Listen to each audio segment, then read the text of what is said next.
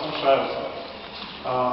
И как микрокоммуникации, то есть мы стараемся на уровне создания и показа работ привлекать разного рода людей, то есть микрокоммуникация — это уровень личных контактов. То есть если вот так описывать нашу работу, формы, то есть мы тоже, в общем, работаем в большей степени с материалом, чем с концептами, но формы этой работы могут быть разные. То есть работы из ткани, которые носят название острова, и действительно тектоническую основу этих структур небольших образует ткань, множество кусочков, сшитых вместе вручную, и форма эта складывается уже исходя из свойств этих кусочков, которые там оказываются, там нет никакой внутри каркаса, форма складывается абсолютно естественным образом. Плюс в них оказываются какие-то предметы, найденные на улице, или вещи, частицы повседневности.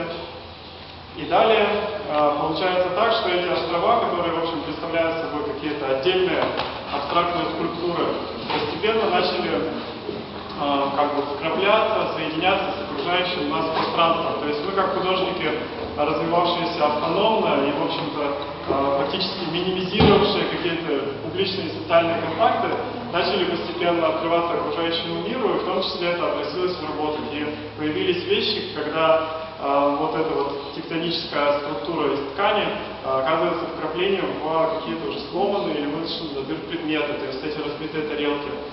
И в этом смысле проект, который мы показываем здесь в Генеральском доме, он является таким закономерным продолжением, поскольку мы, когда создавали инсталляцию в комнате,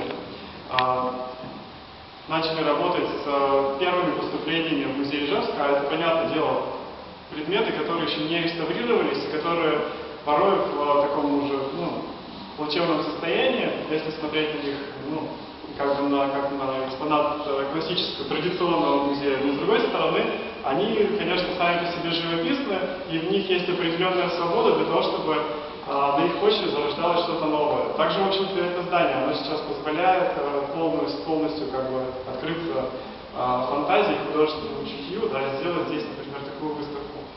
Вот. И, соответственно, мы поработали с этими экспонатами.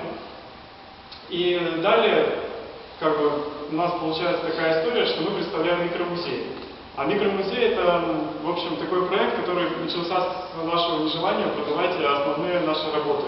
То есть мы решили работу оставлять у себя, не понимая в сущности смысл всего этого, но, в общем, хотелось их не отрывать и не воспроизводить, поэтому мы как-то так поставили крест